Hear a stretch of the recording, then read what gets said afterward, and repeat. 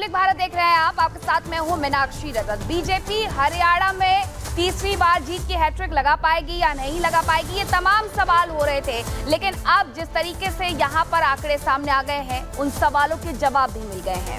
सवाल ये भी था कि कांग्रेस की जो छटपटाहट थी, क्या वो 10 साल बाद खत्म हो जाएगी, लेकिन ऐसा होते हुए नजर नहीं आ रहा है, क्योंकि बीजेपी के हिस्से में 48 सीटें गई है। और इसी के साथ अभी भी ये जो काउंटिंग है, जो मतगणना है, वो हो रही है। लेकिन ये साफ तौर पर है कि बीजेपी जीत की हैट्रिक यहां लगा चुकी है। 46 सीटें चाहिए थी, जो जादुई आंकड़ा था, उसको पार कर चुकी है। कांग्रेस के हिस्से में ये 35 सीटें। और इसी के साथ अगर हम बात करें जेजेपी की, जो कि किंग मेकर थी, वो इस बार शून्य रही है।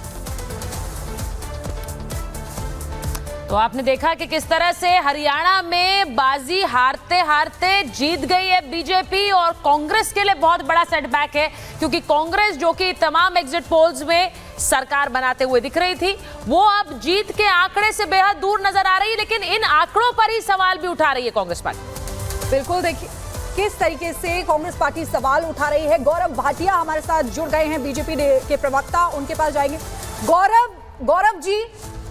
गौरव जी, क्या कहेंगे आप? जो सुबह दिखाई दे रहा था, बिल्कुल उलट हो रहा है यहाँ पर रुझानों में, जबकि प्लेयर्स पॉलिटिक्स की गई, तमाम ऐसी चीजें की गई, लेकिन फिर भी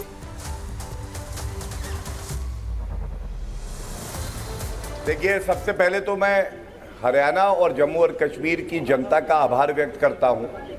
उन्होंने दिखा दिया है कि भारत का लोकतंत्र केवल जीवित नहीं है, बहुत ही मजबूती से जीवित है। और आज मुझे गर्व होता है इस बात का।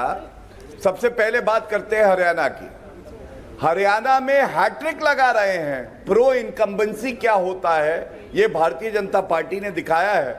और विचित्र बात है, ये कैसा विपक्ष है जो भारत की किस्मत में आया है, जो जलेबी बना रहा था और जनता ने बताया कि जलेबी जो है वो फैक्ट्री में नहीं बनती है, जलेबी बनती है ईमानदार हलवाई की दुकान।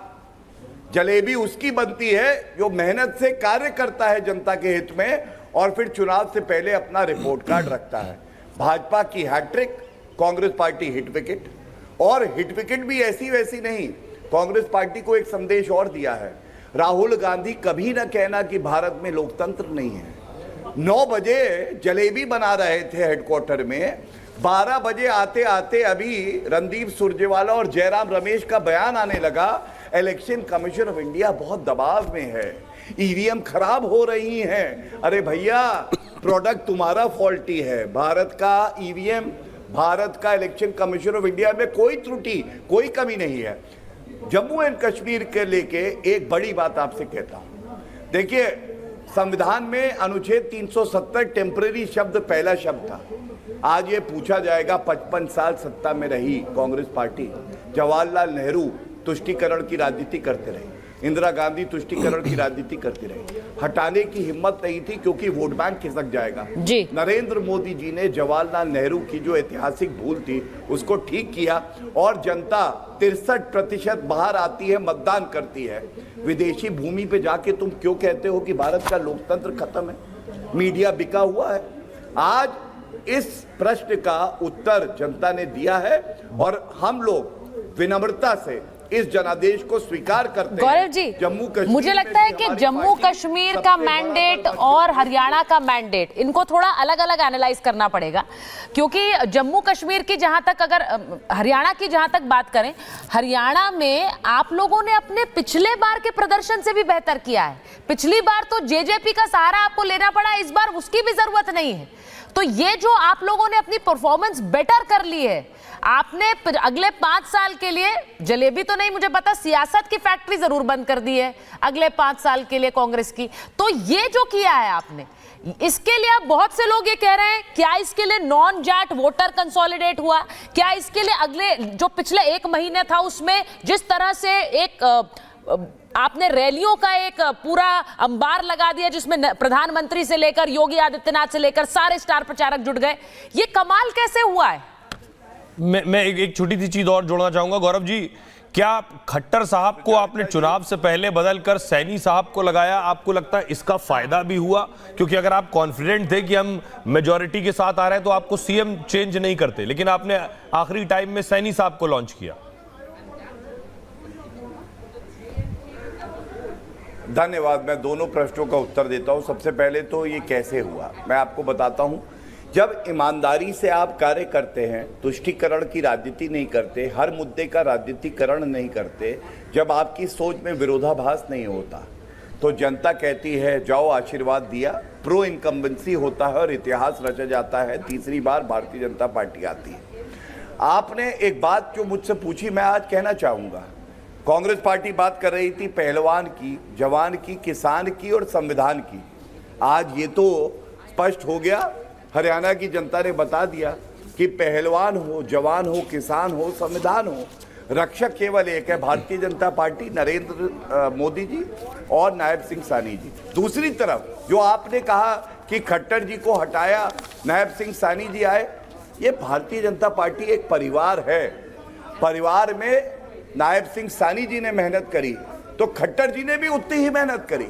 और हम ये राजनीति नहीं करते हैं कि भाई ये इसका वोटर है इसलिए इसको अलग कर दो। हम तो कहते हैं सबका साथ, सबका विश्वास, सबका प्रयास, और उसी राह पे चलते हुए सबको साथ में लेके चला। नरेंद्र मोदी जी के नेतृत्व में ये जीत हुई है। जो 9 बजे कह रहे थे नरेंद्र मोदी जी की ये हार है, वो लोग अब कहीं दिखाई नहीं दे रहे। उनकी लेकिन गौरव भाटिया सूख चुकी है, उनके गले सूख गए हैं वो इलेक्शन कमिश्नर ऑफ इंडिया के ऑफिस में। गौरव भाटिया जी, आप सीटों में बेशक आगे हैं, लेकिन आप इसे कैसे एनालाइज कर रहे हैं कि कांग्रेस पार्टी जो लगभग 28% वोट था जिसका, वो 40% तक पहुंची है?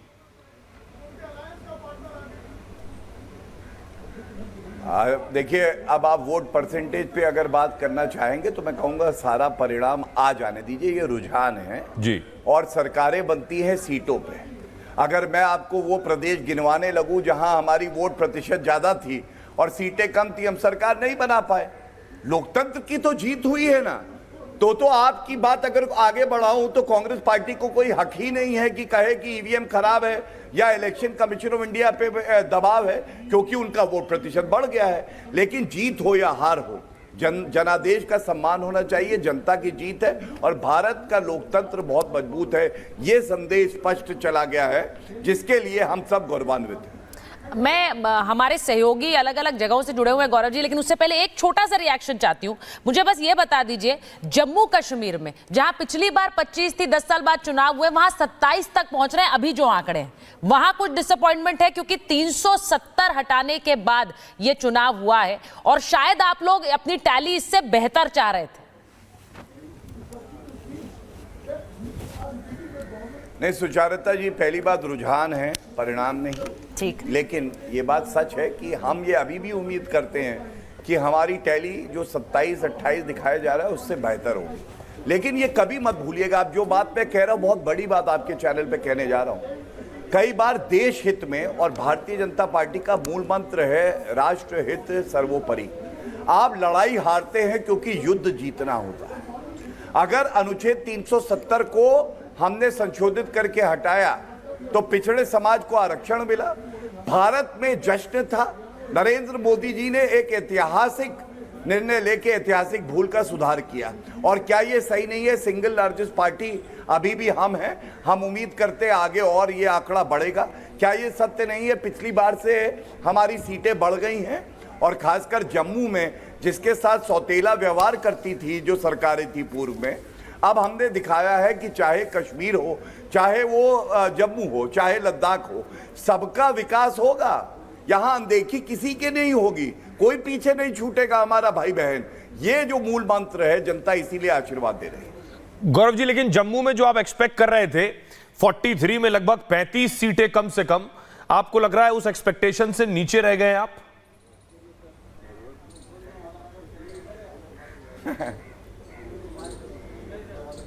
देखिए, ऐसा है, मैं आपसे विनती ही कर सकता हूं, गुजारिश ही कर सकता हूं कि थोड़ा इंतजार करना चाहिए। अभी 2 घंटे 2.5 घंटे पहले जब कांग्रेस फैक्ट्री की जलेबी बना रही थी तो हम लोग बड़ी विनम्रता से कह रहे थे हार हो या जीत हो जनादेश का सम्मान करेंगे।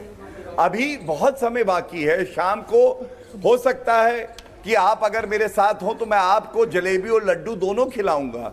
थोड़ा इंतजार करिए। हमें ये पूरी तरह से आशा है कि केवल जम्मू में नहीं, कश्मीर में भी हमारा प्रदर्शन और बेहतर होगा। चलिए, ये आपने जो बड़ी बात कही है, जो टेक अवे आपकी बातों से ले रही हूं गौरव जी कि कभी कभी लड़ाई हारनी पड़ती है क्योंकि युद्ध जीतना पड़ता है। I think that is the best line. Thank you so much. मुझे लगता है ग्राउंड में अभी थोड़ी देर बाद नतीजे, ये जो रुझान है नतीजों में तब्दील हो जाएंगे। हम उनका इंतजार कर रहे हैं। सीधे चलेंगे पुनीता के पास। पुनीता, जरा बताइए, वहां पर तो सीएम साहब के आने से पहले जश्न शुरू हो चुका है और लोगों में एक तरह का एक्साइटमेंट है कि भाई सैनी साहब फिर से मुख्यमंत्री बनेंगे। रोड शो भी निकालने वाले हैं। ठीक है, पुनीता हमें सुन नहीं पा रही। काजल के पास चलते हैं। काजल, आपने तो अपने सामने माहौल बदलता हुआ देख लिया। सुबह पगड़ियां आ रही थी भूपिंदर सिंह हुड्डा के सर पर ताज बनाने के लिए, और अब वहां पर माहौल थोड़ा बदला हुआ है। अभी भी उम्मीद कर रहे हैं लोग। क्या कह रहे हैं वहां पर? जी बिल्कुल, मैं लोगों से बात करूंगी क्योंकि माहौल तो पूरी तरह से यहाँ पर बदला हुआ है। जिस तरीके से सुबह जश्न मनाया जा रहा था हुड्डा के आवास पर, उस तरीके से आप देख सकती हैं कि ये कार्यालय है कांग्रेस का, जहाँ पर लोग स्क्रीन पर अभी भी इस इंतज़ार में बैठे हुए हैं कि शायद ये आंकड़े थोड़े बदले या फिर जो रुझान है वो थोड़ा बहुत चेंज हो जाए, और इस उम्मीद में अभी भी लोग बैठे हैं। लेकिन लोगों से बात करेंगे, क्या कहेंगे, क्योंकि अब पूरी तरह से बीजेपी यहाँ पर जीतती हुई दिख रही है। बीजेपी ने धोखा किया है।